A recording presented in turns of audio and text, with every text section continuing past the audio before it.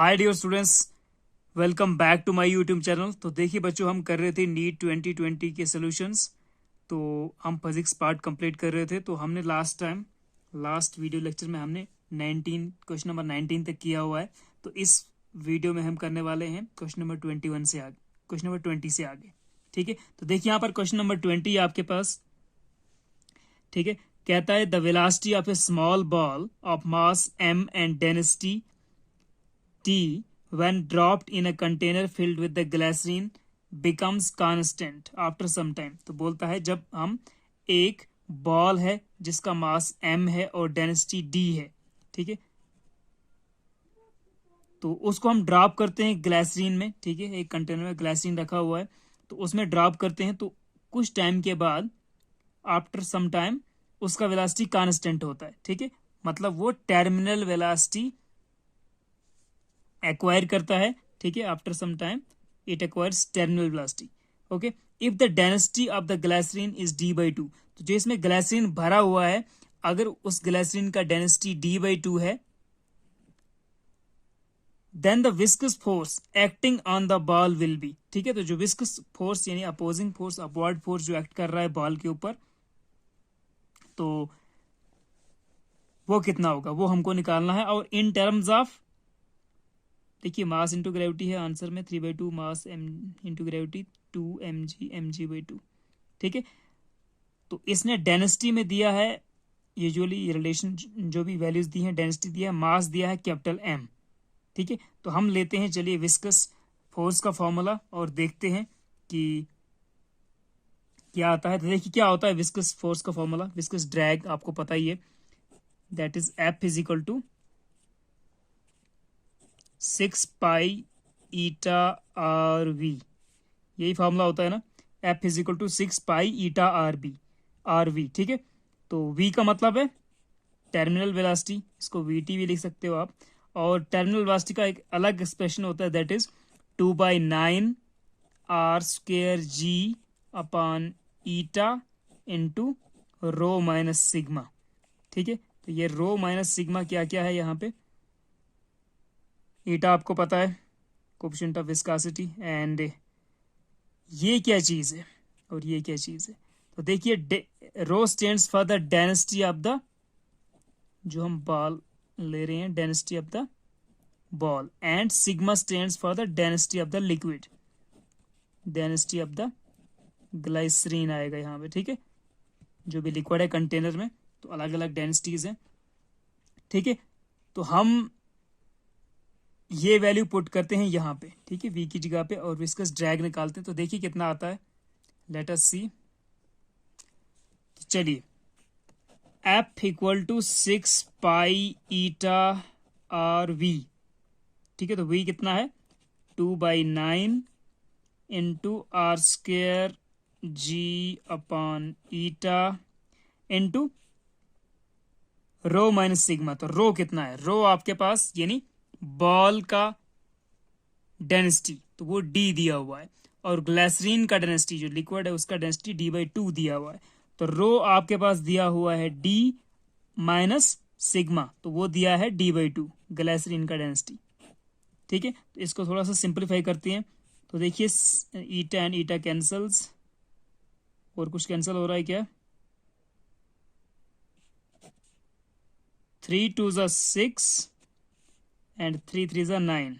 ठीक है, तो ये बन जाएगा 2 2 4, 4 पाई, इसको 4/3 पाई R⁻1 और R⁻3, तो कितना हो गया, 4/3 पाई R³ इंटू G। और कुछ बचेगा नहीं, यहाँ पे बचेगा D माइनस D/2। तो D माइनस D/2 कितना होता है, D/2। ठीक है, D में से D/2 गया तो D/2, एक में से आधा गया तो आधा। ठीक है, तो ये हमारे पास ये फॉर्मूला सामने आ रहा है, ये फॉर्मूला। ठीक है, विस्कस ड्रैग का, विस्कस फोर्स का। ठीक है, तो यहां पर जो हमारे पास वैल्यूज दिए हैं वहां पे वो mg/2, 3mg/2 ऐसे दिए हुए हैं। तो हम क्या करते हैं, देखिए हम यहाँ पे मास तो आपको नहीं दिख रहा है, कैपिटल M जो मास ऑफ द बॉल था वो आपको नहीं दिख रहा है। तो हम क्या करते हैं, मास अपॉन वॉल्यूम क्या होता है, डेंसिटी। ठीक है, जो बॉल का दिया है डी, ठीक है। तो mass density is equal to mass upon volume, तो यहां से हम मास निकाल सकते हैं, mass is equal to density into volume, या बोल सकते हो आप डेंसिटी डी है तो डी इंटू वी, ठीक है। तो इसका मतलब mass is equal to density into volume. अब वॉल्यूम अगर जो बॉल है आपका वो स्फेरिकल है, उसका कुछ रेडियस है आर, ठीक है, तो वॉल्यूम ऑफ द स्फीयर कितना होता है 4/3 πr³, यही होता है ना। तो यहां पर मैं वॉल्यूम की जगह पे क्या लिखूंगा, जो रेडियस ऑफ द बॉल है वो स्मॉल आर है, तो हम लिखेंगे वॉल्यूम की जगह पे 4/3 πr³, ठीक है। तो जो हमारा मास है that is density times the volume, या वॉल्यूम टाइम्स द डेंसिटी। अब यहां पे देखिए, ये आपका आ गया डेंसिटी ऑफ द बॉल, और ये वाली वैल्यू जो है 4/3 πr³, ये क्या है, ये वॉल्यूम है। तो वॉल्यूम इंटू डेंसिटी क्या हो जाएगा बच्चों, volume into density that is, ये आ गया volume into g into density by 2। तो volume into density that is your capital M mass into जी/2, ठीक है। तो वॉल्यूम डेंसिटी मल्टीप्लाई करके मास, तो जी इंटू जी अपॉन 2। तो जो आपका विस्कस फोर्स है, ठीक है, ये नीचे चला गया, तो viscous force is equal to m g upon 2, ठीक है। तो वॉल्यूम इंटू डेंसिटी हो गया मास इंटू ग्रेविटी अपॉन 2, ठीक है। तो ये ऑप्शन है कहीं पे क्या, ठीक है। तो ये जो फोर्थ ऑप्शन है ये करेक्ट है, okay, m g upon 2, okay. तो इस तरह बिल्कुल आपको ये दो सिंपल फॉर्मूले लगाने थे, और रो और सिग्मा का वैल्यू पुट करना था, सिंपलीफिकेशन हो जाता, और फिर जो आपका एक्सप्रेशन था वो डेंसिटी में था डी में, लेकिन आप उसको चेंज करके मास में कन्वर्ट करके इनमें से आपके पास एक ऑप्शन आंसर आ जाता है जल्दी से, ठीक है। तो जस्ट ये फॉर्मूला बेस्ड क्वेश्चन है, कोई इसमें कोई कैलकुलेशन या ज्यादा कुछ है नहीं। नेक्स्ट क्वेश्चन देखिए, क्वेश्चन नंबर 21 हमारे पास। ये क्वेश्चन एस्केप वेलोसिटी का क्वेश्चन है, ग्रेविटेशन से आया हुआ है। The escape velocity from the earth surface is v, ठीक है। तो अर्थ सरफेस का वेलोसिटी दिया हुआ है v। The escape velocity from the surface of another planet having a radius 4 times that of Earth and the same mass density is. तो कहता है कि अगर अर्थ का एस्केप वेलोसिटी v है, ठीक है, और अर्थ का डेंसिटी अगर रो ले लो या कुछ भी ले लो सेम, ठीक है, और उसी तरह कोई दूसरा बड़ा प्लेनेट है जिसका रेडियस 4 टाइम्स है, जिसका radius 4 times that of earth radius है, तो बोलो उसका एस्केप वेलोसिटी उसके सरफेस का क्या होगा, उसके सरफेस से एस्केप वेलोसिटी क्या होगा अगर अर्थ का और उस बड़े प्लेनेट 4 टाइम्स रेडियस वाले प्लेनेट का दोनों का मास डेंसिटी इनका अगर सेम होगा, तो बताओ उस प्लेनेट के सरफेस का, ठीक है, the escape velocity from the that planet, surface of that planet, वो क्या होगा, ठीक है। तो चलिए इसको करते हैं। ओके स्टूडेंट्स, तो चलिए इसको डिस्कस करते हैं। तो देखिए हमारे पास हम लेट करते हैं कि अर्थ का रेडियस कितना है आर, ठीक है, R E, let R E with the radius of Earth, and इसका मास डेंसिटी हम मानते हैं रो, ओके। तो इसने कहा कि इसका अर्थ का एस्केप वेलोसिटी कितना है v, ठीक है। तो एस्केप वेलोसिटी ऑफ अर्थ किस तरह कैलकुलेट करते हैं, एस्केप वेलोसिटी का फॉर्मूला क्या है, that is twice G M upon R, ठीक है, R E radius of Earth, ठीक है, यही फॉर्मूला होता है, ठीक है। एंड दूसरा हमारे पास 4 टाइम्स रेडियस वाला प्लैनेट है जिसका रेडियस है 4 times that of radius of अर्थ, और इसका भी मास डेंसिटी सेम है, ठीक है, मास per unit volume ratio same आता है इसका भी। तो इसका हमें निकालना है escape velocity v dash, okay. तो देखिए अब यहां पर ये चीज तो है twice G M upon R E, लेकिन हमें बोला गया है in terms of mass density, ठीक है। तो मास ऑफ अर्थ और मास ऑफ द प्लैनेट के बारे में कुछ बोला नहीं है, तो हम क्या करते हैं, ये जो मास है, ठीक है, इसको हम चेंज करते हैं इन टर्म्स ऑफ डेंसिटी लिखते हैं, ठीक है, तो देखिए we know that mass density या density is equal to mass per unit volume, ठीक है, mass upon volume, so mass upon V, ठीक है। इट इम्प्लाइज मास कितना हो जाता है, mass is equal to rho V, ठीक है, तो density into volume that is 4/3 pi R cube, ठीक है। R is the radius of the planet, earth ले रहे हो तो रेडियस ऑफ अर्थ, ओके। तो हम मास ऑफ द अर्थ लिख सकते हैं इसका density into volume of the earth, ठीक है, ये वैल्यू हम यहाँ पे लिख सकते हैं।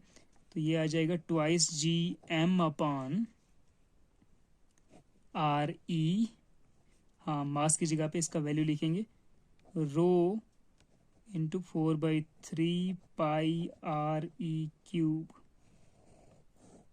ठीक है, इसका square root, so that will be, अब देखिए ये कितना आ गया 2 4 8, तो 8/3 जी, 8/3 pi ji are E cube और आर ई, तो कितना बचेगा, पहले रो लिखता हूं, तो ये इधर 2 बचेगा, इधर 1, तो आर ई का स्क्वायर, इसका अंडर रूट, ठीक है। तो ये है एस्केप वेलोसिटी ऑफ अर्थ, ठीक है। तो अब escape velocity of the planet which has 4 times the radius that of Earth, वो कितना हो जाएगा, V dash is equal to under root of 8/3 pi G, rho same है, लेकिन जो रेडियस ऑफ दैट प्लैनेट है वो कितना है, वो 4 times है, तो उसकी जगह पे हम लिखेंगे 4 times आर ई का होल स्क्वायर, ठीक है। तो कितना आ जाएगा, ये आ जाएगा आपके पास v dash is equal to 8/3 pi G rho R E का स्क्वायर, यहीं पे रखते हैं तो 4 का स्क्वायर, ठीक है, 4 का स्क्वायर और उसका अंडर रूट बाहर जाएगा, 4 का स्क्वायर 16 का अंडर रूट बाहर जाएगा, तो स्क्वायर रूट निकाल के फिर से 4, तो दैट इज 4 times, और ये क्या है, ये फिर से एस्केप वेलोसिटी ऑफ अर्थ है, ठीक है, तो 4 times v, ठीक है। या इसको आप ऐसे भी समझ सकते हैं, तो आपके पास कौन सा आंसर आ जाएगा, आपके पास आंसर आएगा 4 times v, ये वाला, ठीक है। या इसको आप ऐसे समझ सकते थे कि देखिए अगर मास आपके पास नहीं लेना है मास, ठीक है, इन टर्म्स ऑफ डेंसिटी और रेडियस आप देखना चाहते हैं, तो जो एस्केप वेलोसिटी है तो वो फॉर्मूला किस पे डिपेंड करता है, 8/√8/3 पाई जी रो इंटू रेडियस का स्क्वायर, ठीक है। तो ये कांस्टेंट है, पाइज कांस्टेंट, जीज कांस्टेंट, और यहां पर बोला गया है कि दोनों प्लैनेट्स का जो मास डेंसिटी है वो भी कांस्टेंट है, सेम है, ठीक है। तो जो आपका एस्केप वेलोसिटी है दैट इज, इसको हम लिख सकते हैं, it is directly proportional to, ये constant constant constant and rho भी कांस्टेंट है, तो ये डायरेक्टली प्रोपोर्शनल टू है अंडर रूट ऑफ रेडियस का स्क्वायर, ठीक है। ये अब अंडर रूट ऑफ रेडियस का स्क्वायर ये कैंसिल हो जाएगा, तो डायरेक्टली प्रोपोर्शनल टू रेडियस, ठीक है। तो जो बड़ा प्लैनेट होगा जिसका रेडियस 4 गुना होगा, तो उसका एस्केप वेलोसिटी भी 4 times होगा, ठीक है, अर्थ के एस्केप वेलोसिटी के, ओके। तो ये था आपका एस्केप वेलोसिटी का क्वेश्चन। तो इसमें आपको सिंपली क्या करना था, सिंपली आपको जो मास, जो एस्केप वेलोसिटी का फॉर्मूला उसमें जो मास था उसको इन terms of density and volume change करना था, ठीक है। और वहां पर आपको रेडियस का डायरेक्टली प्रोपोर्शनल टू रेडियस मिल जाता, और वहां पे आप 4 times रेडियस करके जो नया प्लैनेट है जिसका रेडियस 4 times है, तो उसका एस्केप वेलोसिटी आराम से निकाल सकते हैं। चलिए चलते हैं क्वेश्चन नंबर 22 पे। So now we have question number 22 है, देखिए क्वेश्चन नंबर आपके पास रेडियो एक्टिव डिके से क्वेश्चन आया हुआ अल्फा बीटा गामा पार्टिकल्स से, ठीक है, हर साल यहाँ से क्वेश्चन आता रहता है। तो कहता है a radio active nucleus ZXA undergoes spontaneous decay in the sequence this, ठीक है, ZXA ओरिजिनल न्यूक्लियाई, उसके बाद डिके हो रहा है, इसमें से कुछ ना कुछ पार्टिकल आउट हो रहा है, तो Z-1, ठीक है, एटॉमिक नंबर डिक्रीजेस बाय 1 और मास नंबर दिखाया नहीं है, तो बी बन रहा है nuclei, then it changes to Z-3, तो यहाँ पे एटॉमिक नंबर 2 से और डिक्रीज हो रहा है, सी में चेंज हो रहा है, फिर 2 से Z-2, Z-3 + 1, तो यहाँ पर एटॉमिक नंबर 1 से इंक्रीज हो रहा है। तो देखिए मैं सिंपली आपको थोड़ा सा समझाता हूँ इसका, कि जब हम अल्फा या बीटा डिकेज के बारे में पढ़ते हैं, alpha decay, beta decay and gamma decay के बारे में, तो जब अल्फा पार्टिकल रिलीज होता है, ठीक है, कोई भी अगर आपके पास कोई भी न्यूक्लियस है, लेट अस से ZXA, ठीक है, Z is the atomic number and A is the mass number, X is the symbol of the element, ठीक है। तो अगर आपके पास माइनस अल्फा यानी अल्फा पार्टिकल रिलीज होता है, ठीक है, अल्फा पार्टिकल क्या होता है, 2He4 हीलियम न्यूक्लियस होता है ना। ये हीलियम न्यूक्लियस के बारे में भी एक बार नीट 2020 में शायद क्वेश्चन आया हुआ था कि हीलियम न्यूक्लियस के पास कितने प्रोटॉन कितने इलेक्ट्रॉन होते हैं, क्या क्या है, व्हाट इज हीलियम न्यूक्लियस, ठीक है। तो हीलियम न्यूक्लियस यानी न्यूक्लियस है हीलियम का, तो उसके पास 2 प्रोटॉन + 2 न्यूट्रॉन होते हैं, ठीक है। जब हीलियम एटम को आप हीलियम एटम के न्यूक्लियर जो इलेक्ट्रॉन्स हैं उनको आउट करते हो, तो पीछे हीलियम न्यूक्लियस बचेगा, ठीक है। तो हीलियम न्यूक्लियस को भी आपको पता होना चाहिए, हीलियम न्यूक्लियस या इसको हम अल्फा पार्टिकल कहते हैं। तो अल्फा पार्टिकल जब आप अल्फा पार्टिकल का डिके होता है, तो जो आपका एटॉमिक नंबर है ना, ये डिक्रीज करता है 2 से, and mass number decreases by 4। ये याद रखना है, atomic number decreases by 2, Z होगा तो Z-2 हो जाएगा, और मास नंबर डिक्रीजेस बाय 4, ठीक है, क्योंकि ट्वाइस He4 है, देखिए यहाँ पर भी। तो 2 क्या है, एटॉमिक नंबर, मास नंबर, ठीक है, इसमें 2 प्रोटॉन और न्यूक्लियंस यानी न्यूट्रॉन + प्रोटॉन 4 होते हैं, ठीक है। तो ये पॉइंट आपको याद रखना है कि जब भी अल्फा पार्टिकल रिलीज होगा तो atomic number decreases by 2 and mass number decreases by 4, ठीक है।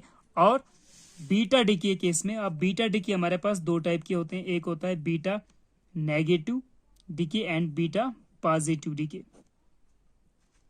ठीक है। बीटा नेगेटिव डिके में केस में क्या होता है, बीटा नेगेटिव डिके के केस में हमारे पास जो एटॉमिक नंबर है वो बढ़ जाता है, ठीक है। तो अगर आपके पास ZXA, इसमें से अगर आप बीटा रिलीज कर रहे हो यानी माइनस बीटा नेगेटिव, ठीक है, बीटा नेगेटिव डिके हो रहा है, इसमें से आउट हो रहा है, तो जो हमारे पास न्यूक्लियस बचेगा उसका एटॉमिक नंबर इंक्रीज होगा 1 से, मास नंबर पर फर्क नहीं पड़ता, ठीक है। तो व्हेन देयर इज, और बीटा नेगेटिव यानी इलेक्ट्रॉन, जब तो इलेक्ट्रॉन अगर निकल रहा है, इसका मतलब जो आपका एटॉमिक नंबर है वो +1 से इंक्रीज होना चाहिए, और मास नंबर पे कोई फर्क नहीं पड़ेगा। और वैसे ही जो बीटा पॉजिटिव डिके है, तो बीटा पॉजिटिव डिके के केस में क्या होगा, बीटा पॉजिटिव के डिकेस में केस होगा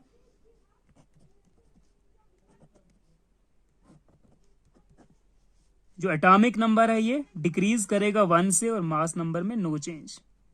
तो याद रखना है कि in case of beta positive decay, ठीक है, बीटा पॉजिटिव पार्टिकल निकलता है अगर, तो आपके पास जो एटॉमिक नंबर है Z, ठीक है, उसको -1 करना है, वो -1 हो जाएगा, ठीक है। एटॉमिक नंबर डिक्रीज करेगा 1 से जब बीटा पॉजिटिव डिके होगा, याद रखना है, बीटा पॉजिटिव डिके में एटॉमिक नंबर डिक्रीज करता है 1 से, और बीटा नेगेटिव डिके केस में एटॉमिक नंबर इंक्रीज करता है 1 से, ठीक है। तो यहां पर आप क्वेश्चन पे चलते हैं क्या हो रहा है, और ये भी बताता हूं कि बीटा नेगेटिव डिके में होता क्या है एक्चुअल में अंदर न्यूक्लियस के अंदर, ठीक है। सो देखिए बीटा नेगेटिव डिके में एक्चुअल में हो क्या रहा है, बीटा नेगेटिव डिके में क्या होता है, बीटा नेगेटिव डिके में आपका इलेक्ट्रॉन आउट होता है, ठीक है।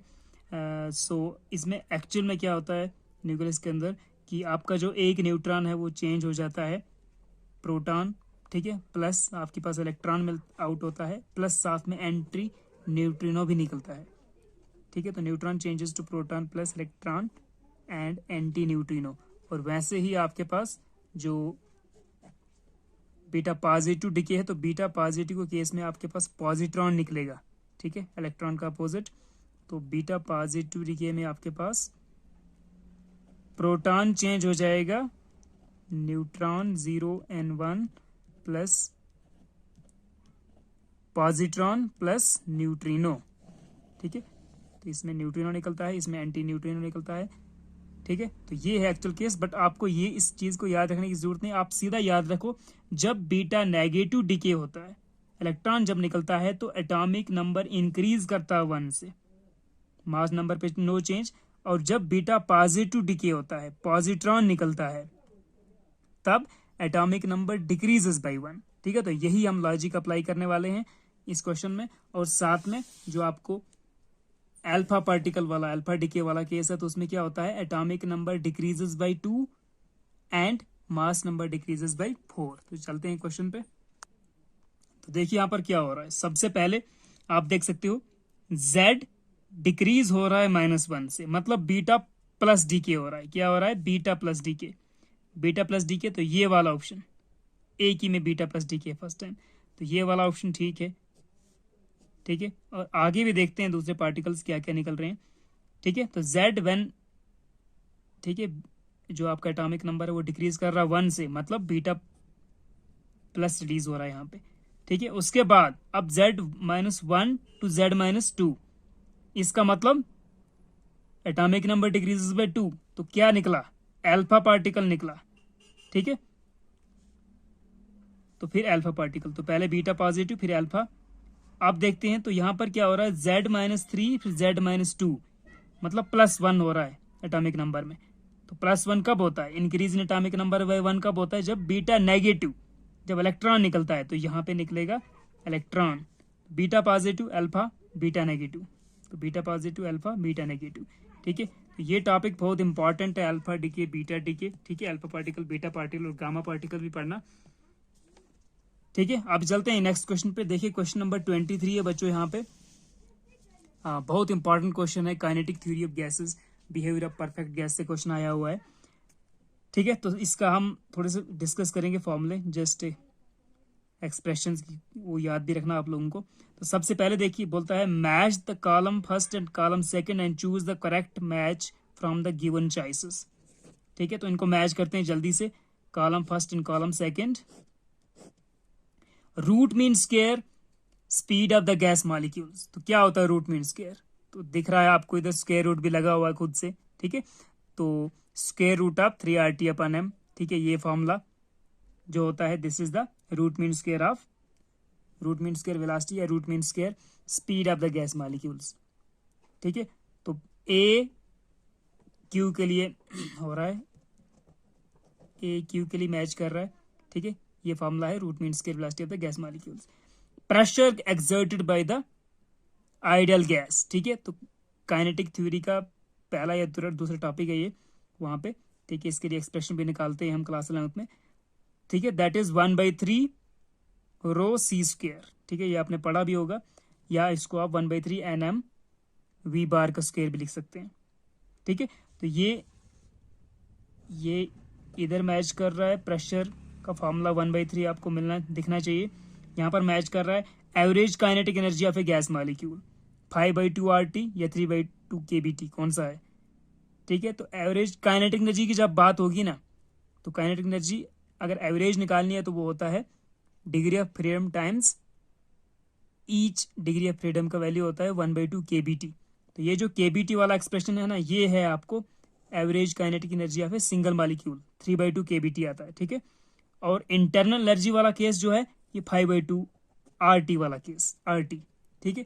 थोड़ा सा इनको डिस्कस करते हैं फॉर्मूले को। तो ए आ गया Q के साथ मैचिंग, B का मैचिंग P के साथ, एंड C का matching average kinetic energy 3/2 KBT। C का मैचिंग आ रहा है S के साथ, D का मैचिंग R के साथ। तो AQBP, AQ इनमें से ये A या B में से, फर्स्ट सेकंड में से, AQBP, BP, ये वाला ऑप्शन सेकंड इज करेक्ट, ठीक है। तो आपको याद भी रखना है ये फॉर्मूले अब, क्योंकि ये नेक्स्ट टाइम इनके ऊपर न्यूमेरिकल या ऐसे भी पूछते हैं, बहुत इंपॉर्टेंट फॉर्मूले हैं। तो चलिए इनको थोड़ा डिस्कस करते हैं। तो देखिए, हम जब भी पढ़ते हैं pressure exerted by the gas, ठीक है, that is given by P is equal to 1/3 rho C square, ठीक है। वेयर C क्या है, C is the root mean square velocity, C को हम VRMS भी बोलते हैं, ठीक है, या सी भी लिखते हैं, कहीं कहीं पे आपको बुक्स को मिलेगा। तो this is the pressure exerted by an ideal gas, general formula है, ठीक है। ये इसको हम एक्सप्रेशन करते हैं, एक लंबा सा क्वेश्चन होता है, सॉल्व करते हैं क्लास 11 फिजिक्स में, ड्राइव करते हैं। तो this is the pressure exerted by an ideal gas where C is the, ये आ गया density of the gas, C is the root mean square velocity of the gas, ठीक है, ओके। और इसको अगर आप यहीं से आपको VRMS का वैल्यू चाहिए, अगर जैसे सी स्क्वायर मैं निकालूंगा यहाँ से, तो that comes out to be C square is equal to 3p/रो, 3p/रो, ठीक है। तो सी कितना हो जाएगा, 3p/रो का अंडर रूट। तो ये भी एक एक्सप्रेशन है किसके लिए, root mean square velocity of the gas molecules के लिए। अब हम क्या करें, अगर रो को हम लिखते हैं मास पर यूनिट वॉल्यूम, ठीक है, तो ये क्या बन जाएगा, 3 इंटू रो को मैं लिख सकता हूँ मास बटा वॉल्यूम, तो m/v ऊपर जाएगा, ठीक है। या अगर ऐसे लिखना चाहो तो मास अपॉन वॉल्यूम, ठीक है। तो ये कितना बनेगा, ये v जाएगा ऊपर, 3pv/m, ठीक है। तो ये फार्मूला भी किसका निकल गया, ये फार्मूला भी निकल गया VRMS, ठीक है। इसको VRMS बोलो या C बोलो, root mean square velocity of gas molecules. अब देखिए from the ideal gas equation PV is equal to nRT, अगर आप एक गैस मॉलिक्यूल की बात कर रहे हैं तो n इज इक्वल टू 1, तो PV is equal to RT, ठीक है, ये तो पढ़ते आते हैं आप। PV is equal to RT, तो क्या PV को RT से रिप्लेस कर सकते हैं, बिल्कुल कर सकते हैं।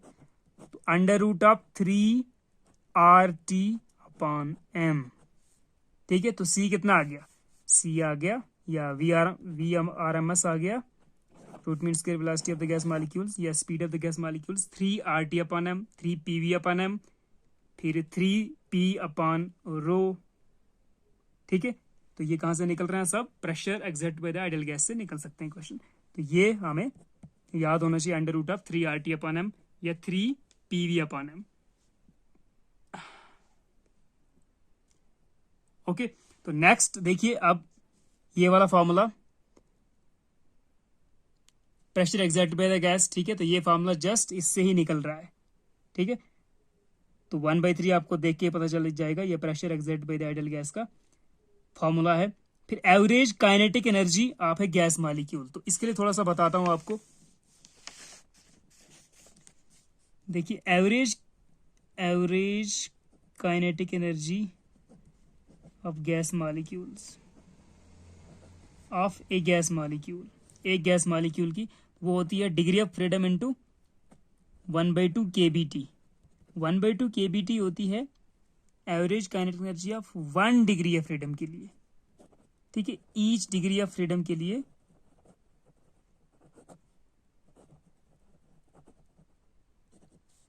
ठीक है, इतनी काइनेटिक एनर्जी होती है 1/2 kBT। kb is the Boltzmann constant, आपको पता ही है।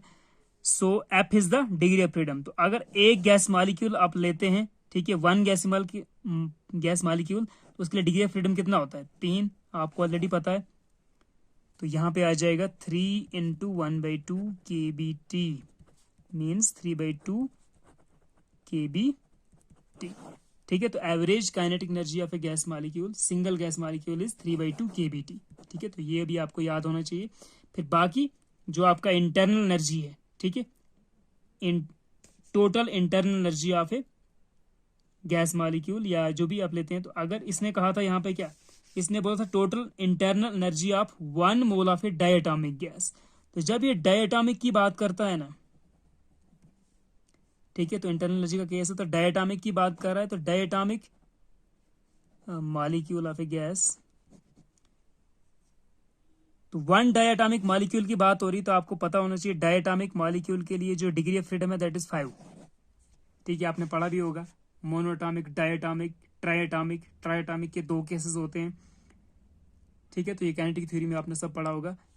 तो वहां पर 5 आता है, ठीक है। तो वहां पर 5/2 वाला जो ऑप्शन है वो आपको मिल जाएगा। तो यहाँ पर वैसा ही था, जो 5/2 वाला ऑप्शन था वो आपको इंटरनल एनर्जी के लिए था 5/2 RT, एंड 3/2 वो था जो 1 इसने बोला भी था for a molecule that is 3/2 kBT, kBT। तो total energy of 1 mole of diatomic gas, तो डायटोमिक मीन्स 5 इंटू 1/2 होने वाला है, 5/2। ठीक है, तो ये था हमारे पास कुछ काइनेटिक थ्योरी के फॉर्मूले। ओके, तो मिलते हैं नेक्स्ट वीडियो में, तब तक के लिए take care, see you soon.